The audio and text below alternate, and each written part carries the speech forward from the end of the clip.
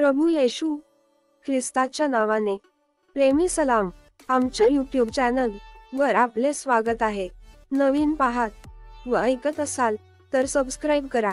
आपल्या विश्वासी लोकांना, मित्रांना, नातेवाईकांना व्हिडिओची लिंक शेअर करा. आपले प्रेम व सहकार्य असेच करत राहा.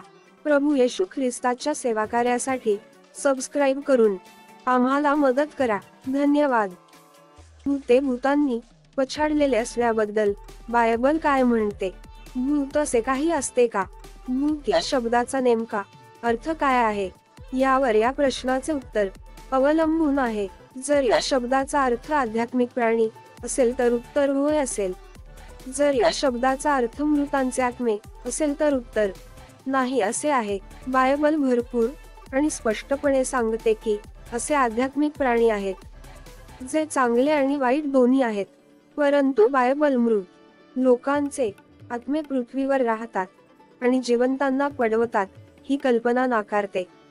इब्री लोकांस 9वा अध्याय 27 वचन घोषित करते, मनुष्याला एकदाच मरायचे आहे आणि त्या न्यायानंतर माणसाच्या आत्म्याचे असेच घडते. म्हणजे न्यायनिवाडा. 2 कोरिंथ 5वा अध्याय 6 ते 8 वचन.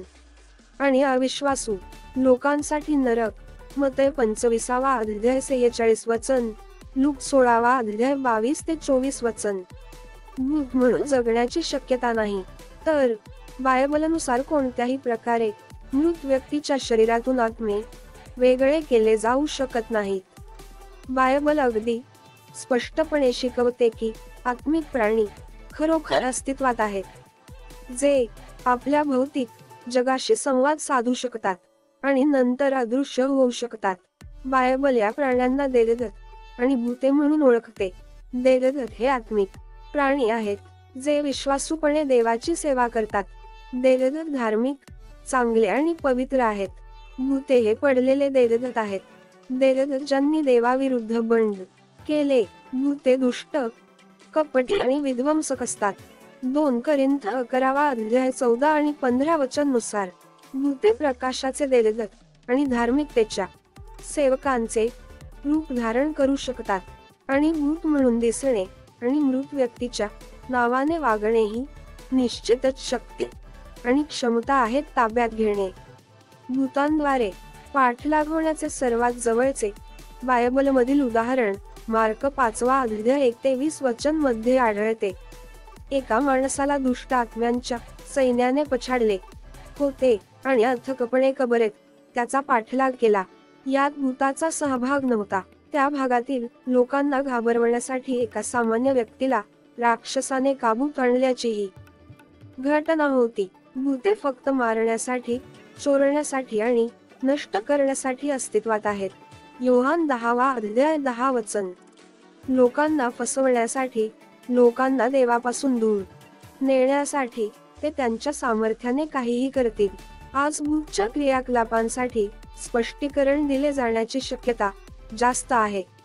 जरी ते भूत, दानव किंवा भयंकर स्वरूप असले तरीही जर खरोखर वाईट आध्यात्मिक क्रिया घडत असेल तर ते राक्षसांचे कार्य आहे. ज्या घटनांमध्ये भूत सकारात्मक पद्धतीने वागतात त्याबद्दल काय? मृतांच्या आत्म्यांना परत बोलावून त्यांच्याकडून खरी आणि उपयुक्त माहिती काढणाऱ्या भूतबाधांबद्दल काय म्हणावे? पुन्हा एकदा हे लक्षात ठेवणे आवश्यक आहे की भूतांचे ध्येय फसवणे आहे.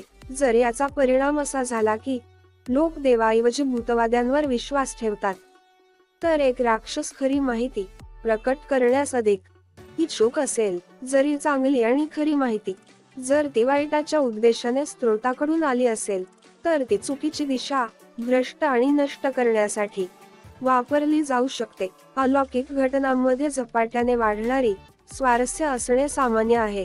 असे लोक आणि व्यवसाय आहेत जे भूतप्रूफ असल्याचा दावा करतात, जे पैशासाठी तुमच्या घरातून भूतांपासून मुक्त होऊ शकतात.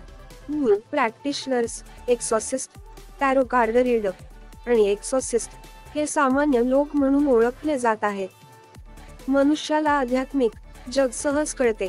दुर्दैवाने देवाच्या वचनाचा अभ्यास करण्याऐवजी आणि देवाशी संभाषणाद्वारे आत्म्याच्या सत्याबद्दल बोलण्याऐवजी बरेच लोक स्वतःला आध्यात्मिक जगापासून दूर जाण्याची परवानगी देतात.